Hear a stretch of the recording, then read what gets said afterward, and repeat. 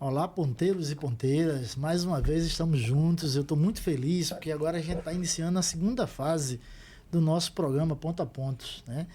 E hoje a gente tem a grata satisfação de estar nessa bancada aqui com o nosso vereador, o Daniel, com o nosso ponteiro e membro da comissão estadual, o Glaucio. E assim, essa alegria, ponteiros e ponteiras, é porque chegar nesse momento, e é um momento que a gente tem que agradecer, só foi possível porque a gente teve um incentivo inicial muito importante para a criação de um canal de comunicação com a rede dos Ponticultura, para a criação de um portal, um site, onde todos os ponticultores do Rio Grande do Norte vão poder colocar suas notícias, ter um portfólio dentro desse site e poder a gente fazer essa comunicação direta com cada um e cada uma. E um outro momento que nos dá muita alegria é o momento que a gente está chegando à nossa teia, o momento mágico, Daniel, Glaucio. Mas a gente vai falar um pouco mais disso, da teia e desse processo, um pouco mais à frente. Agora eu vou pedir para que vocês se apresentem, eu nem vou apresentar vocês. A gente pode começar com você, Daniel. Olá, Teotônio. Olá, Glaucio. Ponteiros, ponteiras do Rio Grande do Norte. Sou Daniel Valença. Sou professor do curso de Direito da UFESA desde 2010. Filiado, militante ao PT desde 2003. E estou como vereador aqui na capital desde 2023. Nesse momento também ocupando a presidência do partido em Natal. Bem-vindo. Olá, ponteiros e ponteiras. Vou fazer um alô de saudação, né? Claro. Boa tarde para quem já chegou, boa tarde para quem está chegando, boa tarde para todos os ponteiros que estão nos escutando, né? Eu sou o Glaucio Pedro Breu, sou gestor do Ponto de Cultura Congos de Combate, lá de São Gonçalo do Amarante, integro a rede estadual, integro a Rede Cultura Viva desde 2004, né? Quando começa esse projeto nacional como política, e aí nós temos a Rede Cultura Viva. Em 2005, a gente consegue o primeiro ponto de cultura no Rio Grande do Norte, que foi lá em São Gonçalo. Então, desde então, trabalhando ativamente para que a cultura popular esteja sempre aí como bandeira de luta e resistência. Que bom, é bom quando a gente tem alguém na mesa que faz a gente ficar mais alegre, menos nervoso, né? Porque mas o mais importante é dizer para cada um e cada uma que essa é uma construção. A gente precisa que vocês tenham uma participação muito direta nesse processo. Essa é uma casa de vocês, tanto a casa da comunicação como a casa da exposição, do que a gente faz. A gente trabalha geralmente com dinheiro público e é muito importante a gente dar esse retorno. E quando a gente fala em dinheiro público, Daniel, a gente teve uma emenda do seu mandato para a gente iniciar o processo dos podcasts e da nossa rede da internet. Mas a gente está falando de uma política pública que nasceu no primeiro governo do nosso presidente Lula. E é importante ressaltar isso, né? A gente começou nacionalmente com 100 pontos de cultura no Brasil, né? Hoje a gente já passou dos 6.000 pontos no Brasil. Hoje nós já temos um encontro, que são as teias e os fóruns nacionais e estaduais, tocando essa política de cultura viva.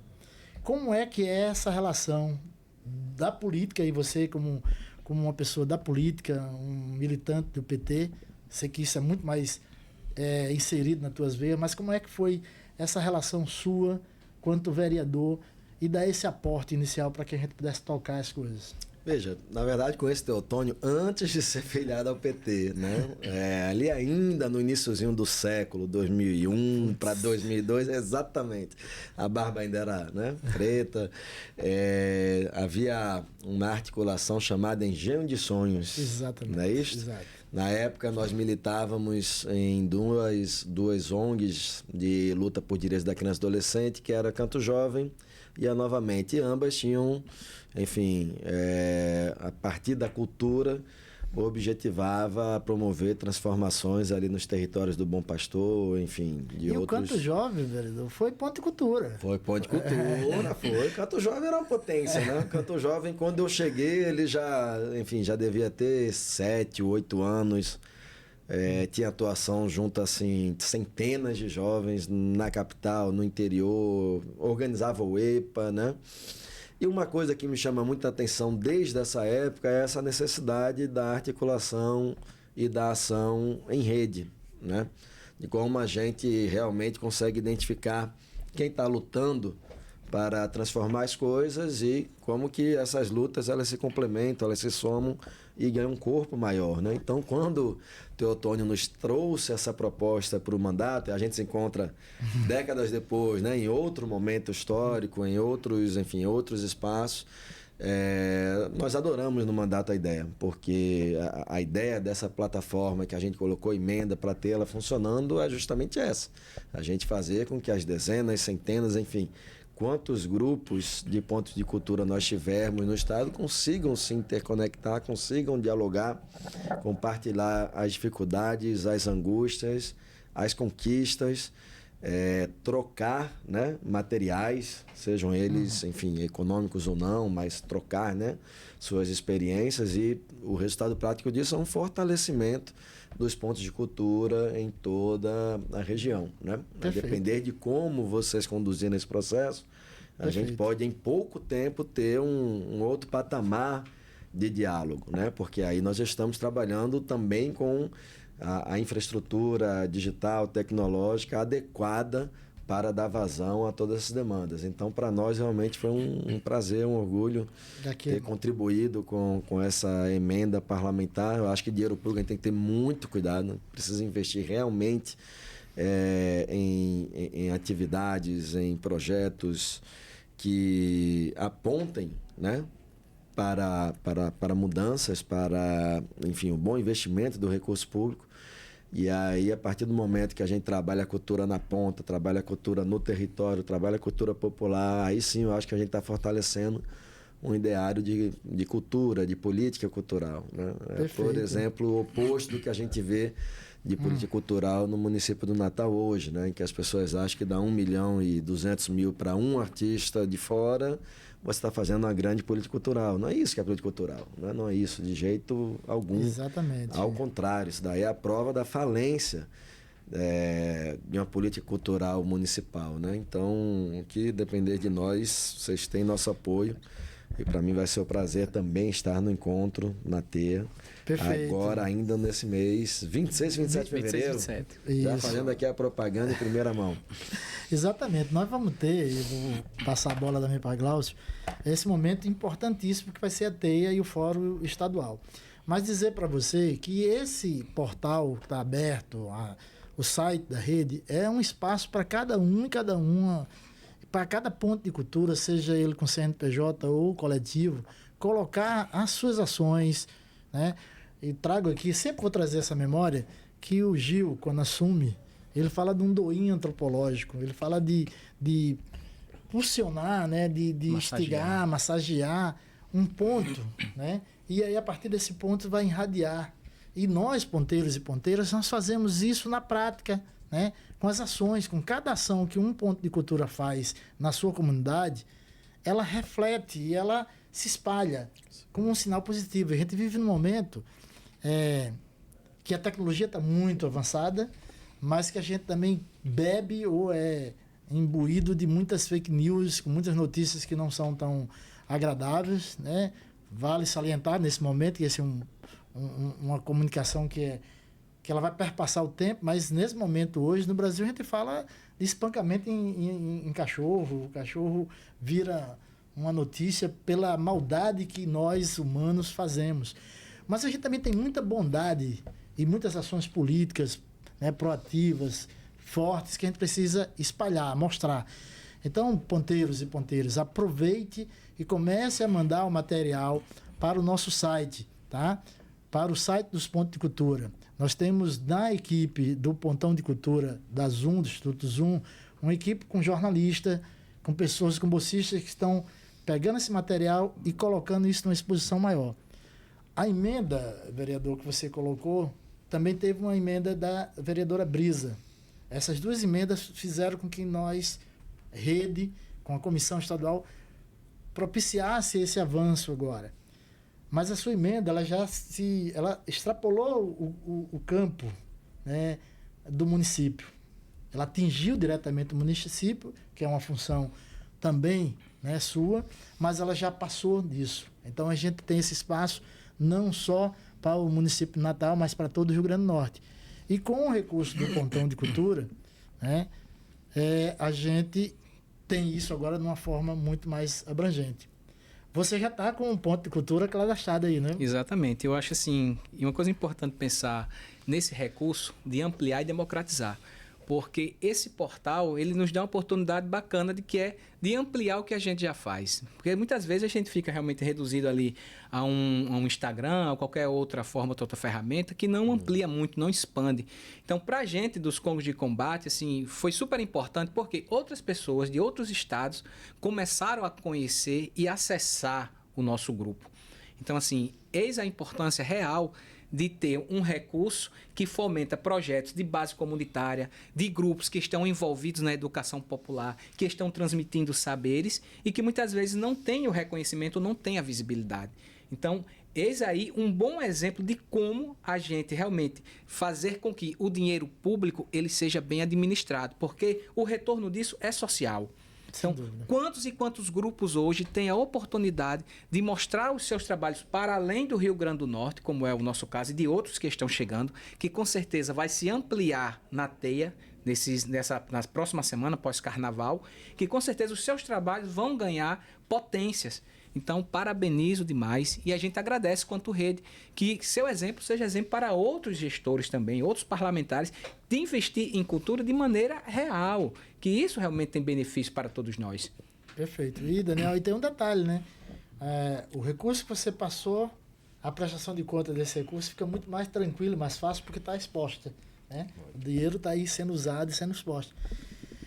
Meu querido Daniel, assim, a trajetória nossa, e você fala lá do início, eu acho que eu tinha até cabelo na época, né? Mas a gente eu agora... acho que não. Faz tempo, esqueci. Mas agora a gente também está preparando um terreno, e é um terreno que é necessário que a gente coloque muitas sementes positivas nesse terreno, né?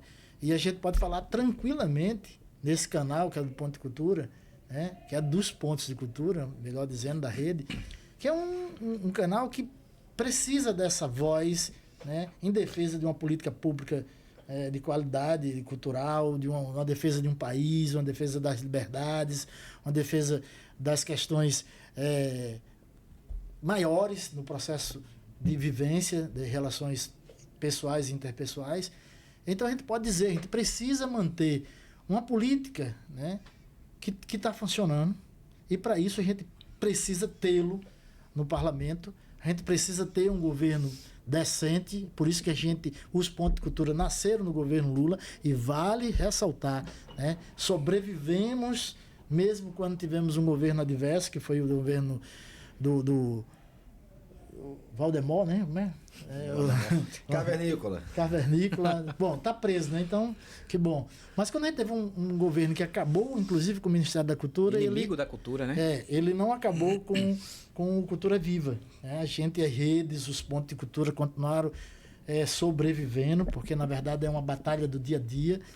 A gente depois vai ter uma conversa aqui com a nossa secretária de Cultura e ela vai deixar isso muito claro, porque os pedidos que chegam na secretaria são maiores do que os recursos que se tem, porque é uma batalha no dia a dia, né? Nesse sentido, como é que você vê e como é que você projeta para que a gente tenha muito mais parcerias no ponto de vista de ter a tua fala, que eu costumo dizer, viu, Glauco, e os outros demais, a fala de alguns parlamentares que nós temos, elas são mais valiosas do que qualquer recurso que se coloca. Porque na prática você está defendendo lá no parlamento aquilo que é a defesa do bem comum. Olha, Teotônio, Glaucio, ponteiras, né, que estão nos acompanhando, eu acho que primeiro ponto, nós vivemos numa sociedade capitalista. Como toda sociedade capitalista, nós trabalhamos todos os dias, uns muito mais exaustivamente que outros, uns em jornada 6x1, outros na informalidade brutal. Esse conjunto de riquezas que são produzidas pelo nosso trabalho, ele é apropriado de maneira desigual. Como você bem colocou, no governo Lula a gente tem uma ideia, a partir do ministro Gil, de fazer a cultura que resistia e sobrevivia nas comunidades ter um impulso, e a partir daí alcançar todos os territórios, né? Isso é uma ideia do que fazer com o produto do nosso trabalho. Tem gente que faz outras, totalmente diferenciado. Eu me lembro de uma vez que eu fui votar um projeto de lei que se referia à redução do imposto de transmissão de bens imóveis entre vivos. E tive. Você vai comprar um imóvel, para você poder registrar no cartório, você paga esse tributo.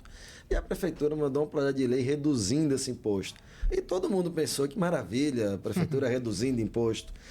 E nós votamos contra, enfim, assim, totalmente contra-hegemônico ali no plenário, fomos muito questionados.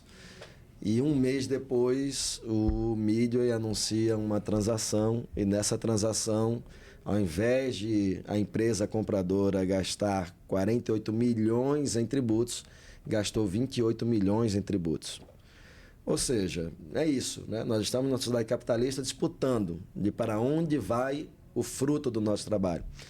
E aí eu acho que quando a gente investe em cultura, mais cultura mesmo, né? Não é um show de A, B ou C, enfim, aí eu não estou aqui debatendo a qualidade, gosto musical, enfim, não vou entrar nessa, mas de uma política cultural. Como é que a gente faz? Eu fico pensando, com 1.200.000, dava para a gente ter mais de 100 blocos de carnaval financiado com recurso público. Um cachê de um show, né? Só que para você ter um bloco de carnaval, quer dizer que durante o ano pessoas ensaiaram. Quer dizer que tinha ali 10, 15, 20, 30, enfim. Então, acho que a gente vive numa sociedade capitalista. Essa sociedade ela tem momentos mais tranquilos, momentos de uma disputa muito mais profunda. Né? A gente está no momento em que, desde internacionalmente, é Trump sequestrando o presidente, como sequestrou Maduro, ameaçando uma nova guerra. No outro lado, você tem os arquivos da Epstein mostrando como esses bilionários, na verdade, falam de moral da família, mas eles são os pedófilos, eles são os criminosos. Uma ilha, né, feita para praticar crime contra mulheres e adolescentes e crianças.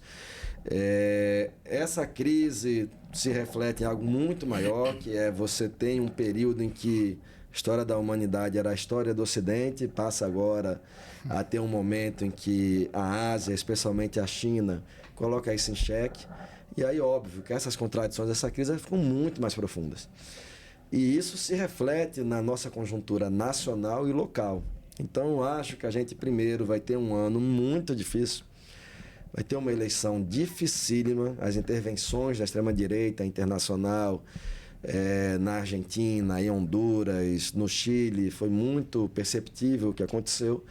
E eu acho que a gente não pode deixar de considerar que essa eleição no Brasil ela será muito diferenciada. Ela vai ser uma eleição em que, claro, o presidente Lula tem um legado a defender.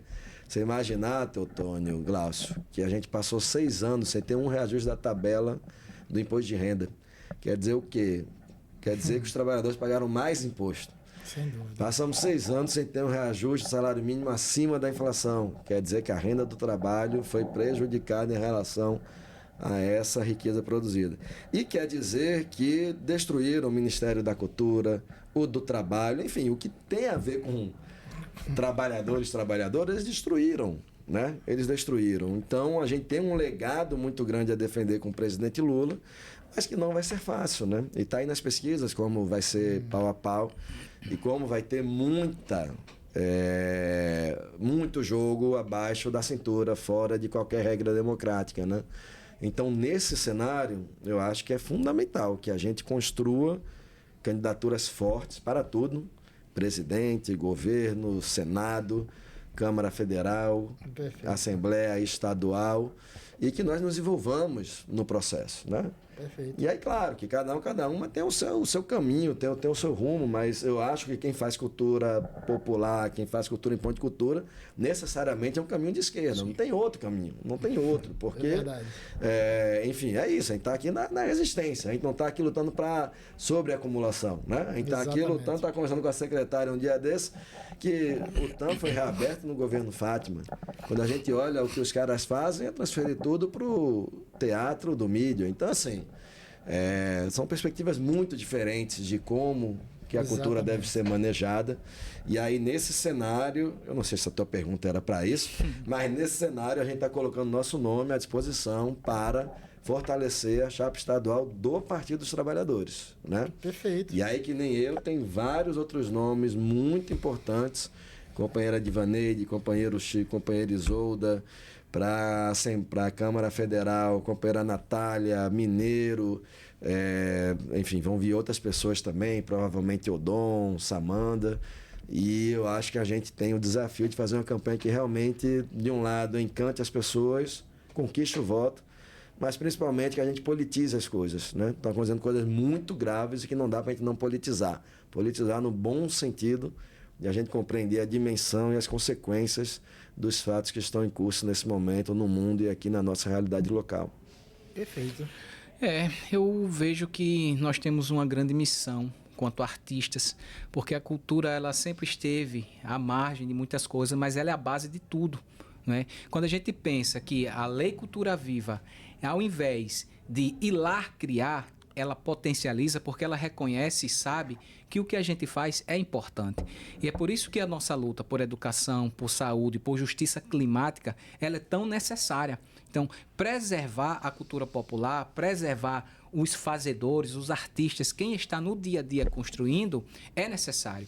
Então, esse reconhecimento político, institucional, crítico e reflexivo é algo que nós precisamos realmente militar todos os dias, porque nós vivemos hoje um caso assim de extrema direita, onde a cultura, nesses últimos tempos, né, nos últimos governos passados aí, a gente viu o quanto nós sofremos, o quanto foi abalado a nossa história. E para isso, nós estamos num processo de retomada, né? Nós estamos agora num processo de reviver novos tempos. Então, é importante que tenhamos realmente essa consciência crítica de que, assim, é importante cada pessoa nesse processo. E aí onde eu faço esse chamado, né? O tema central da nossa teia, né? Que é justamente falando sobre justiça climática. Então, os nossos biomas, hoje os terreiros, né? Os terreiros de Umbanda, Candomblé, os povos tradicionais vivem da natureza, precisam da natureza. E como está essa relação nossa com o meio ambiente? E tudo isso passa pela cultura. Quando a gente vai falar de economia criativa da cultura, a gente vai falar dos bens simbólicos e de onde essa matéria-prima vem, né? Os cipozeiros, os balaeiros. Então, assim, quando a gente pensa em rede, é uma rede sistêmica que envolve tudo. Não só apenas no campo simbólico, mas é no campo afetivo, é no campo espiritual. Então é algo bem maior que a gente precisa refletir e nós temos essa missão. Essa missão quanto comissão, essa missão quanto rede, essa missão como parlamentar, essa missão como agentes culturais vivos que está no dia a dia da comunidade. Eu estou lá em São Gonçalo do Amarante, que não se restringe apenas à comunidade nem a um grupo, mas que as nossas ações elas irradiam por todos os lugares. Então a gente está na escola, a gente está no bairro, a gente está na comunidade levando cinema gratuito para as pessoas que nunca foram a um cinema. Então, como é importante que esses recursos, como eles chegam e como a gente consegue distribuir isso. Perfeito. Olha, eu vou depois abrir para vocês fazerem as considerações finais, mas quero primeiro agradecer e dizer o quanto estou feliz com esse momento. Era importante a gente fechar um ciclo, né? E a gente começou com a sua emenda e com a de Brisa, iniciar os podcasts. E agora a gente passou para um outro ciclo. Inclusive hoje nós vimos, eu acho que vocês vão gostar muito da vinheta nova da segunda fase dos podcasts Ponto a Pontos, né? Então agradecer ao mandato é fundamental e dizer para cada um que está nos assistindo, que vai nos ouvir, porque isso vai para o Spotify, vai para o YouTube, vai para o Instagram, a gente vai colocar em tudo que é lugar, é que para que a gente fique cada vez mais visível, né, forte, é necessária a participação efetiva de cada ponteiro, de cada ponticultura. Vamos começar a preencher essa lacuna que tem ainda no nosso site. A gente precisa colocar muito mais ponticultura. Dizer para você que a gente passou muito tempo, até 2014, né, com 30 ponticultura. Hoje, pelo mapa, nós já vamos ter 250 ponticultura no Rio Grande do Norte. Mas é preciso que esses ponticultura também mostrem o seu trabalho. Então, esse portal foi aberto para vocês colocarem o material. Procure a gente no próprio site. Tem como você fazer esse acesso, como você mandar o material para a gente fortalecer essa rede. Essa é uma rede importantíssima para o Rio Grande do Norte. Então, Eu passo para vocês, a gente fazer as considerações finais, mas já agradeço. Pode terminar até com a música aí, garoto. Você manda. Vamos lá. Agradecer, Teotônio, agradecer toda a rede pelo convite, dizer que a gente segue à disposição, estaremos no encontro e também que a gente aguarde e espera que daí são tiradas novas deliberações e novas perspectivas para a gente encampar, seja do ponto de vista de proposta legislativa, seja do ponto de vista de pensarmos orçamento para estruturar novas ações, né? Mas é bonito de ver como ficou lindo e o impacto, né, de a gente conseguir juntar todas essas iniciativas populares e dar a visibilidade merecida, né, que cada grupo, cada coletivo merece. Então, de nossa parte, agradeço demais o convite também para estar aqui na entrevista.